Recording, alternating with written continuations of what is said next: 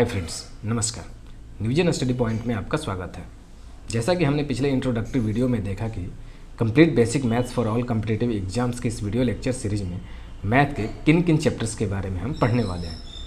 उसमें जो सबसे पहला चैप्टर होगा वो है नंबर सिस्टम। हम इस नंबर सिस्टम में क्या क्या पढ़ने वाले हैं, चलिए एक एक करके देखते हैं। सबसे पहले हम पढ़ेंगे रियल नंबर के बारे में, यानी रियल नंबर क्या होता है, यानी वास्तविक संख्या क्या होता है। दूसरे नंबर पे हम पढ़ेंगे इमेजिनरी नंबर, यानी अवास्तविक संख्या के बारे में। तीसरे नंबर पे हम पढ़ेंगे कॉम्प्लेक्स नंबर, यानी सम्मिश्र संख्या क्या होता है। चौथे नंबर पे हम पढ़ेंगे पॉजिटिव नंबर, यानी धनात्मक संख्या। पाँचवें नंबर पे हम पढ़ेंगे नेगेटिव नंबर, यानी ऋणात्मक संख्या के बारे में। छठवें नंबर पे पढ़ेंगे रेशनल नंबर, यानी परिमेय संख्या के बारे में। सातवें नंबर पे पढ़ेंगे इरेशनल नंबर, यानी अपरिमेय संख्या के बारे में। आठवें नंबर पे पढ़ेंगे नेचुरल नंबर, यानी प्राकृतिक संख्या के बारे में। नौवें नंबर पे पढ़ेंगे होल नंबर, यानी पूर्ण संख्या के बारे में। 10वें नंबर पे पढ़ेंगे इंटीजर्स, यानी पूर्णांक संख्या के बारे में। 11वें नंबर पे पढ़ेंगे फ्रैक्शन, यानी भिन्न क्या होता है उसके बारे में।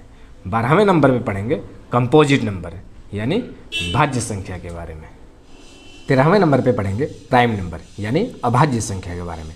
14वें नंबर पे पढ़ेंगे इवन नंबर, यानी सम संख्या के बारे में। 15वें नंबर पे पढ़ेंगे ऑड नंबर, यानी विषम संख्या के बारे में। 16वें नंबर पे पढ़ेंगे प्लेस वैल्यू, यानी स्थानीय मान कैसे निकालते हैं उसके बारे में। 17वें नंबर पे पढ़ेंगे फेस वैल्यू, यानी जातीय मान क्या होता है उसके बारे में पढ़ेंगे। 18वें नंबर पे पढ़ेंगे रेकरिंग नंबर, यानी आवर्त संख्या क्या होती है उसके बारे में। 19वें नंबर पे पढ़ेंगे नॉन रेकरिंग नंबर, यानी अनावर्त संख्याएं क्या होती हैं उसके बारे में। 20वें नंबर पे पढ़ेंगे को प्राइम नंबर्स, यानी सहभाज्य संख्याओं के बारे में। 21वें नंबर पे पढ़ेंगे सम रूल ऑफ मल्टीप्लाई, गुणा के कुछ नियम उसके बारे में। 22वें नंबर पे पढ़ेंगे सम रूल ऑफ डिवीज़न, यानी भाग के कुछ नियम के बारे में। 23वें नंबर पे पढ़ेंगे some important formulas for number system, यानी संख्या पद्धति के लिए कुछ महत्वपूर्ण फॉर्मूले। तो चलिए नंबर सिस्टम के सारे टॉपिक्स को एक एक करके पढ़ना शुरू करते हैं। सबसे पहले हम पढ़ेंगे रियल नंबर के बारे में। रियल नंबर यानी वास्तविक संख्या। वास्तविक संख्या क्या होती है? वैसी संख्या या वैसी संख्याएं जिन्हें हम आम गणना में प्रयुक्त करते हैं उन्हें हम रियल नंबर यानी वास्तविक संख्या कहते हैं। हम अपने दिनचर्या में या आम गणना में जिन नंबरों का प्रयोग करते हैं उन्हें हम वास्तविक नंबर यानी वास्तविक संख्या कहते हैं। एग्जाम्पल के तौर पे हम देख सकते हैं -2, -1, 0, 1, 2, 3/2, √6/7, -√9/10। ये सारी सभी संख्याएं रियल नंबर्स के यानी वास्तविक संख्या की उदाहरण है। दूसरे नंबर पे हम पढ़ते हैं इमेजिनरी नंबर, यानी अवास्तविक संख्या। अवास्तविक से हमारा तात्पर्य ये है या उन संख्याओं से है जो वास्तव में एग्जिस्ट नहीं करती, जिन्हें हम आम गणना में यूज़ नहीं करते। मोटे तौर पे अवास्तविक संख्याओं की पहचान ये होती है कि ये संख्याएं अंडर रूट के अंदर में होती हैं और ये नेगेटिव यानी ऋणात्मक होती हैं। जैसे हम यहाँ देख सकते हैं √-6, ये संख्या अंडर रूट के अंदर में है और ये -6 एक ऋणात्मक है। उसी तरह से √-4, उसी तरह से √-3/4, ये सभी संख्याएं इमेजिनरी नंबर्स यानी अवास्तविक संख्याओं के उदाहरण हैं। यानी हम दूसरे शब्दों में ये कह सकते हैं कि रूट के अंदर की कोई भी ऋणात्मक संख्या इमेजिनरी नंबर होती हैं। तीसरे नंबर पे हम पढ़ते हैं कॉम्प्लेक्स नंबर, यानी सम्मिश्र संख्याएं। सम्मिश्र संख्याएं वैसी संख्या होती हैं जो रियल नंबर्स और इमेजिनरी नंबर से मिलकर बनी होती हैं। यानी वास्तविक और अवास्तविक संख्याओं के मिलने से जिन संख्याओं का निर्माण होता है उन्हें हम कॉम्प्लेक्स नंबर कहते हैं। एग्जाम्पल के तौर पे हम देख सकते हैं 4 + √-5, ये एक कॉम्प्लेक्स नंबर यानी सम्मिश्र संख्या का उदाहरण है। इस संख्या में 4 एक रियल नंबर यानी वास्तविक संख्या है, जबकि √-5 एक इमेजिनरी नंबर यानी अवास्तविक संख्या है। चौथे नंबर पे हम देखते हैं पॉजिटिव नंबर यानी धनात्मक संख्या। धनात्मक का चिन्ह प्लस होता है, जिसे हिंदी में प्लस कहते हैं, उसका साइन ये है। धनात्मक संख्याओं से उन संख्याओं का तात्पर्य होता है जिनका मान धनात्मक में होता है। ऐसी संख्याओं के आगे ये माना जाता है कि धनात्मक का चिन्ह लगा हुआ होता है, लेकिन हम आम गणितीय भाषा में जब भी धनात्मक संख्याओं को लिखते हैं तो साधारणतया धनात्मक चिन्ह का प्रयोग नहीं किया जाता है। हम यहाँ देख सकते हैं 1, 2, 3, √5, √3/4 ये सभी संख्याएं पॉजिटिव नंबर्स हैं यानी धनात्मक संख्याएं हैं। हम यहाँ ये भी देख सकते हैं कि किसी भी संख्या के आगे धनात्मक चिन्ह का प्रयोग नहीं किया गया है। पाँचवें में हम देखते हैं नेगेटिव नंबर। नेगेटिव मतलब ऋणात्मक, यानी वैसी संख्या जो ऋणात्मक हो। वैसी संख्याएं जिनके आगे ऋणात्मक का चिन्ह यानी ये साइन मौजूद हो, उन्हें हम नेगेटिव नंबर यानी कि ऋणात्मक संख्या कहते हैं। एग्जाम्पल के तौर पे हम देख सकते हैं -1, -2, -3, √-5, -√3/4 ये सभी संख्याएं ऋणात्मक संख्या के उदाहरण हैं। छठवें नंबर पे हम पढ़ेंगे रेशनल नंबर यानी कि परिमेय संख्या। हम यहाँ जानेंगे कि रेशनल नंबर्स यानी कि परिमेय संख्याएं क्या होती हैं। वैसी संख्याएं जो p/q के रूप में मौजूद हों अथवा वैसी संख्याएं जिन्हें हम p/q के रूप में व्यक्त कर सकें, उन संख्याओं को हम रेशनल नंबर अथवा परिमेय संख्या कहते हैं। हमें ध्यान देना होगा कि जो संख्या p/q के रूप में हो वो वहाँ q = (0) यानी q 0 के बराबर ना हो, यानी q का मान 0 ना हो, तो उन संख्याओं को ही परिमेय संख्या कहा जाता है। एग्जाम्पल के तौर पे हम देख सकते हैं 1, 2, 2.1, -4, 7/12, √4, √9/81 ये सभी संख्याएं रेशनल नंबर्स के उदाहरण हैं। यहाँ एक बात विशेष तौर से ध्यान देना होगा कि 1 p/q के रूप में यहाँ दिखाई नहीं दे रहा है, लेकिन फिर भी ये एक रेशनल नंबर है। इसका रीज़न ये है कि किसी भी संख्या को जब हम स्वतंत्र रूप से लिखते हैं और जहाँ कि हर उसके नीचे 1 मौजूद होता है, तो उस हर को लिखते समय नंबर से लोप कर दिया जाता है। यहाँ हम ये समझ सकते हैं कि इस 1 के नीचे हर के रूप में 1 मौजूद है। उसी तरह से इस 2 के नीचे 1 के रूप में हर मौजूद है। उसी तरह से -4 के नीचे 1 के रूप में मौजूद है। ये ऐसा क्यों होता है, इस बात को चलिए हम समझते हैं। किसी भी संख्या में अगर हम 1 से डिवाइड करें तो उसका वैल्यू सेम आता है। एग्जाम्पल के तौर पे अगर 1 में 1 से डिवाइड करें तो उसका वैल्यू 1 आएगा। उसी तरह से 2 में 1 से डिवाइड करें तो उसका वैल्यू 2 आएगा। इसलिए हम जब भी संख्याओं को लिखते हैं और उसमें जहाँ की हर 1 मौजूद हो, उसको रियल में हम लिखते समय 1 का लोप कर देते हैं। 7वें नंबर पे हम पढ़ते हैं इरेशनल नंबर यानी कि अपरिमेय संख्या। पीछे हमने पढ़ा रेशनल नंबर यानी परिमेय संख्या और उसका सीधा उल्टा इरेशनल नंबर यानी अपरिमेय संख्या। वैसी संख्याएं जिनका वर्गमूल ठीक ठीक नहीं निकाला जा सकता उसे हम इरेशनल नंबर यानी कि अपरिमेय संख्या कहते हैं। दूसरे शब्दों में ये कहें कि वैसी संख्या जिनका वर्गमूल हम निश्चित रूप से ज्ञात नहीं कर सकते, यानी हम उसका भाग विधि से भी वर्गमूल निकालें तो उसका वर्गमूल हमें अनंत तक संख्या तक प्राप्त होता है। ऐसे में हम उसका ठीक ठीक वर्गमूल ज्ञात नहीं कर सकते। इस संख्या को ही इरेशनल नंबर कहा जाता है, यानी अपरिमेय संख्या कहा जाता है। एग्जाम्पल के तौर पे हम देख सकते हैं √2, √3, √5, √7/11, ये सभी संख्याएं इरेशनल नंबर हैं।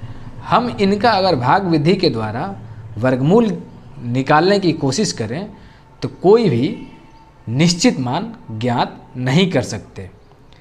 मान उस रूप में आएगा जो अनंत तक जाता है, यानी हम उसका एक निश्चित मान ज्ञात नहीं कर सकते। ऐसी संख्याओं को ही इरेशनल नंबर कहते हैं। अथवा वैसी संख्याएं जो रेकरिंग नंबर के रूप में व्यक्त हों उनको इरेशनल नंबर कहते हैं। रेकरिंग नंबर क्या है, इसके बारे में हम आगे के चैप्टर्स में डिटेल में पढ़ेंगे। वैसे हम शॉर्ट में देखें, रेकरिंग नंबर वे संख्याएं होती हैं जो दशमलव के बाद अनंत रूप से रिपीट होती हैं। एग्जाम्पल के तौर पे 1.6 बार। यहाँ 0.6 बार का मतलब होता है 6 का रिपीटिशन अनंत बार है। इसको ऐसे भी लिख सकते हैं 1.666 ... इन्फिनिटिव, यानी अनंत तक। इन्हें ही हम रेकरिंग नंबर कहते हैं। इरेशनल नंबर इसी मायने में है अपरिमेय संख्या। परिमेय संख्या से भिन्न है, जहाँ रेशनल नंबर को हम p/q के रूप में व्यक्त कर सकते थे क्योंकि वो एक निश्चित मान था, जबकि इरेशनल नंबर रेकरिंग नंबर होने के वजह से, उसका वैल्यू रेकरिंग नंबर प्राप्त होने की वजह से उसका कोई निश्चित मान ज्ञात नहीं कर सकते और हम उसे p/q के रूप में व्यक्त नहीं कर सकते। इसीलिए इन संख्याओं को हम इरेशनल नंबर यानी अपरिमेय संख्या कहते हैं। अब यहाँ एक क्वेश्चन बनता है कि पाई की वैल्यू 3.141592 ... इन्फिनिटिव तक होता है। तो पाई क्या रेशनल नंबर है या इरेशनल नंबर है? जैसा कि हम देखते हैं कि पाई क्या होता है।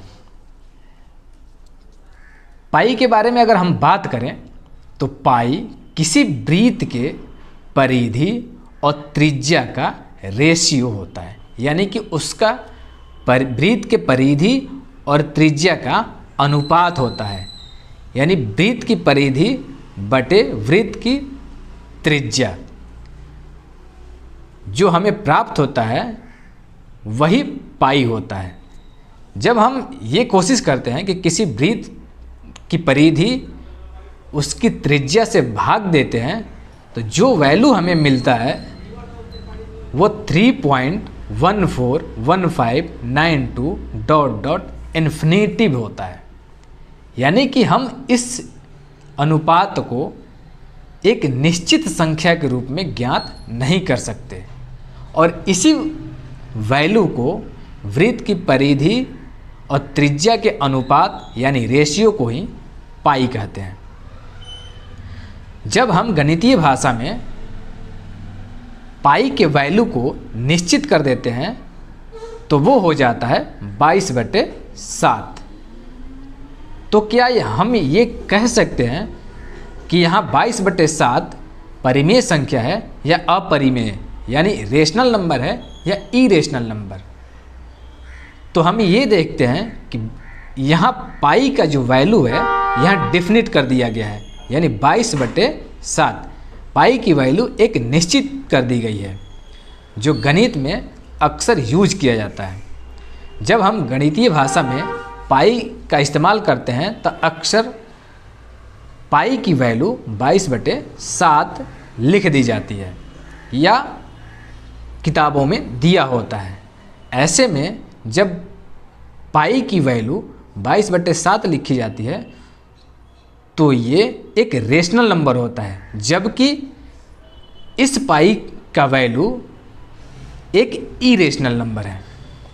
ऐसे में अगर कंपटीशन में हमसे ये पूछा जाए कि क्या पाई रेशनल नंबर है या इरेशनल नंबर, तो हमारा जवाब होगा पाई एक इरेशनल नंबर यानी अपरिमेय संख्या है। जबकि ये पूछा जाए कि क्या 22/7 रेशनल नंबर है या इरेशनल नंबर, तो हमारा जवाब होगा कि 22/7 एक रेशनल नंबर है यानी परिमेय संख्या है।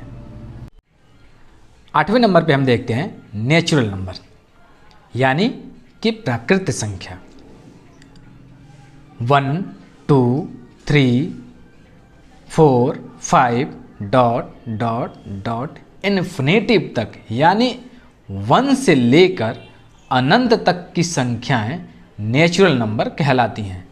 इसे हम दूसरे भाषा में समझ सकते हैं या दूसरे शब्दों में कह सकते हैं कि 1 से लेकर अनंत तक की संख्याओं के बीच में से कोई भी संख्या नेचुरल नंबर कहलाती है। 9वें नंबर पे हम देखते हैं होल नंबर यानी कि पूर्ण संख्या। पूर्ण संख्या क्या होती है? 0 से लेके 0 1 2 3 डॉट डॉट इन्फिनेटिव यानी अनंत तक की संख्याओं में से किसी भी संख्या को होल नंबर कहा जाता है। यानी 0 1 2 3 डॉट डॉट अनंत तक की संख्याएं में से किसी को भी होल नंबर के नाम से जाना जाता है यानी पूर्ण संख्या के नाम से जाना जाता है। हम दूसरे शब्दों में यहाँ कहें कि अगर नेचुरल नंबर के सेट को देखा जाए तो वो यहाँ मौजूद है। वो इस प्रकार है 1 2 3 डॉट डॉट इन्फिनेटिव यानी यहाँ से लेके अनंत तक की संख्याएं नेचुरल नंबर के समूह को दर्शाती है। जबकि होल नंबर में 0 ही एक ऐसा अंक है जो होल नंबर के समूह में शामिल हो पाया है। यानी होल नंबर में 0 और संपूर्ण नेचुरल नंबर मिलके होल नंबर कहलाते हैं। 10वें नंबर पे हम देखते हैं इंटीजर्स। इंटीजर्स क्या होते हैं? होल नंबर, संपूर्ण होल नंबर की संख्याएं यानी 0 1 2 3 डॉट डॉट अनंत तक की संख्याएं। साथ ही ऋणात्मक में -1 -2 -3 -4 डॉट डॉट अनंत तक की संख्याएं मिलकर इंटीजर्स यानी पूर्णांक संख्याएं कहलाती हैं। हम ऐसे भी कह सकते हैं 0 साथ ही संपूर्ण नेचुरल नंबर साथ ही माइनस में 1 2 3 डॉट डॉट अनंत तक की संख्याएं संपूर्ण को इंटीजर्स कहा जाता है। अब थोड़ी कुछ विशेष बातें हैं जिसे हमें यहाँ समझना होगा। अब एक क्वेश्चन आता है कि क्या एक नेचुरल नंबर है, होल नंबर है या इंटीजर्स है? तो हम ये कह सकते हैं एक नेचुरल नंबर भी है, होल नंबर भी है और इंटीजर्स भी है। यानी प्राकृत, पूर्ण और पूर्णांक तीनों हैं। दूसरी चीज़ 0 क्या नेचुरल नंबर है, होल नंबर है या इंटीजर्स है? तो हमारा जवाब होगा 0 एक होल नंबर और इंटीजर्स दोनों ही है, जबकि 0 एक नेचुरल नंबर नहीं है। एक दूसरा क्वेश्चन ये उठता है कि क्या सभी होल नंबर्स नेचुरल नंबर हो सकते हैं? तो हमारा जवाब होगा नहीं, क्योंकि सभी जब होल नंबर की हम बात करते हैं उसमें 0 भी शामिल हो जाता है। ऐसे में जीरो एक नेचुरल नंबर नहीं है। जबकि वहीं हम ये कहें कि क्या सभी नेचुरल नंबर्स होल नंबर हो सकते हैं, तो हमारा जवाब होगा जी हाँ, सभी नेचुरल नंबर्स होल नंबर हो सकते हैं। क्योंकि हम यहाँ देखते हैं कि होल नंबर में सारे नेचुरल नंबर्स मौजूद हैं। वहीं इंटीजर्स में यानी पूर्णांक में हम देखते हैं कि क्या सभी पूर्णांक संख्याएं नेचुरल नंबर हैं, तो हमारा जवाब होगा जी नहीं, सभी पूर्णांक संख्याएं नेचुरल नंबर नहीं हो सकती। वैसे ही क्या सभी पूर्णांक संख्याएं होल नंबर यानी पूर्ण संख्याएं हो सकती हैं, तो हमारा यहाँ भी जवाब होगा कि नहीं, सभी इंटीजर्स यानी पूर्णांक संख्याएं होल नंबर यानी पूर्ण संख्या नहीं हो सकती हैं। वहीं दूसरी तरह से हम कहें कि क्या सभी नेचुरल नंबर इंटीजर्स यानी पूर्णांक संख्या हो सकते हैं, तो हमारा जवाब होगा जी हाँ, सभी नेचुरल नंबर इंटीजर्स हो सकते हैं। क्योंकि इंटीजर्स में नेचुरल नंबर संपूर्ण रूप से शामिल है, जो कि हम देख सकते हैं। दूसरा क्वेश्चन ये बनता है, क्या सभी होल नंबर्स इंटीजर्स हो सकते हैं? इसका भी हमें हमारा जो जवाब होगा वो होगा जी हाँ, सभी होल नंबर्स इंटीजर्स यानी पूर्णांक संख्याएं हो सकते हैं। क्योंकि हम यहाँ देख सकते हैं कि इंटीजर्स में संपूर्ण होल नंबर शामिल है। 11वें नंबर पे हम पढ़ते हैं फ्रैक्शंस के बारे में, यानी भिन्न के बारे में। भिन्न क्या होती है? वैसी संख्याएं जो p/q के रूप में मौजूद होती हैं, उन संख्याओं को हम फ्रैक्शन यानी भिन्न संख्याएं कहते हैं। यहाँ p/q में p का मतलब होता है न्यूमरेटर यानी कि अंश, जबकि q का मतलब होता है डिन्यूमरेटर यानी हर। फ्रैक्शंस के जो एग्जाम्पल्स हम दे सकते हैं वो इस प्रकार हैं: 1, 2, 2/3, 4 × 3/5, 9 × 2/3।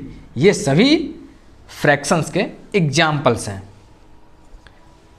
हम आगे पढ़ेंगे कि फ्रैक्शंस मुख्यतः 3 प्रकार के मौजूद हैं,